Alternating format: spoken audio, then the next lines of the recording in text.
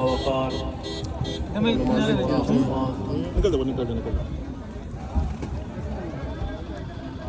السلام علیکم ورحمۃ اللہ تعالی وبرکاتہ.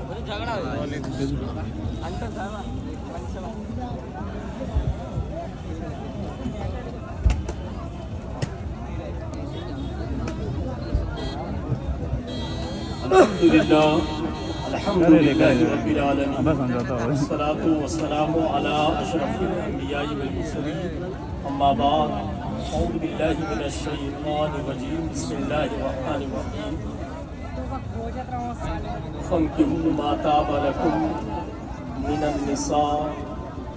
صدق اللہ مولانا العظیم وصدق رسولہ النبی الامین المکین الکریم ونحن علی ذلک لمن الشاہدین والشاکرین والحمد للہ رب العالمین.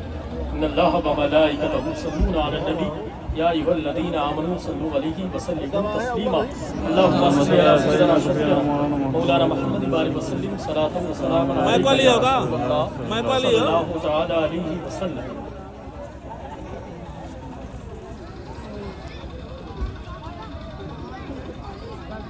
میرا طریق امیری نہیں غریبی ہے. میرا طریق امیری نہیں غریبی ہے.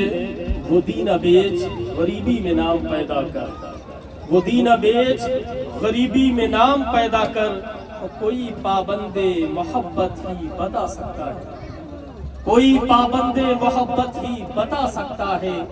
ایک دیوانے کا زنجیر سے رشتہ کیا ہے. ایک دیوانے کا زنجیر سے رشتہ کیا ہے.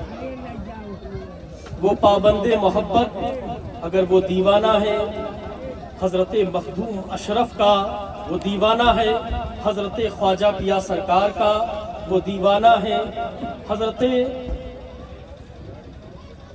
صابر کلیری کا، وہ دیوانہ ہے حضرت وارث سرکار کا، وہ دیوانہ ہے حضرت غوث اعظم سرکار کا، وہ دیوانہ ہے امام اہل سنت مجدد دین و ملت امام احمد رضا خان فاضل بریلوی کا. تو اس کی دیوانگی اگر وہ دیوانہ ہے ولی اللہ لوہرسن کی سرزمین پر جو آرام فرما ہے وہ دیوانہ ہے. اگر وہ دیوانہ ہے اشرف پیا کا، وہ دیوانہ ہے حضرت روشن بابا کا، تو اس کی دیوانگی کی رنگت ظاہر کرے گی کہ کوئی پابند محبت ہی بتا سکتا ہے ایک دیوانے کا زنجیر سے رشتہ کیا ہے. نہ کلیم تھے نہ کلام تھا تجلیوں پہ تجلیہ. مجھے ہوش ناقص نہیں جو ہوا تو عالم خواب میں. آپ حضرات نے سورہ نساء قرآن پاک کی آیت مبارکہ فانکحوا ما طاب لکم من النساء، تم میں سے عورتوں میں جو پسند آئے، عورتوں میں جو تم میں سے فرد کو پسند آئے ان سے نکاح کرو.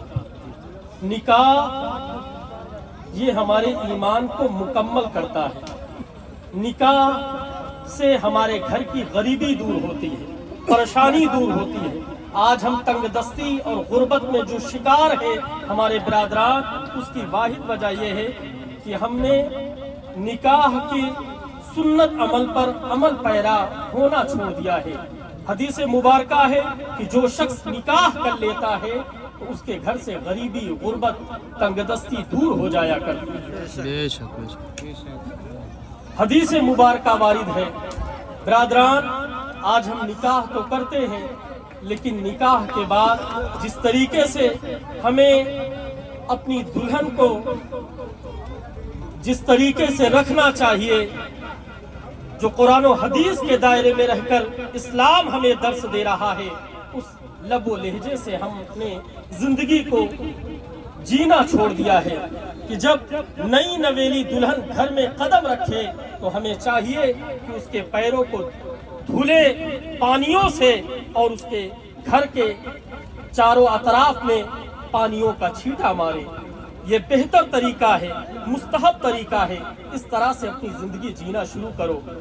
برادران، 3 باتوں پر اگر تم عمل پیرا ہو کر کے نکاح جیسے مخصوص عمل کو، سنت عمل کو اگر تم اپنی زندگی کا شعار بناتے ہو تو بہت برکتوں سے تم مالا مال ہوتے ہو.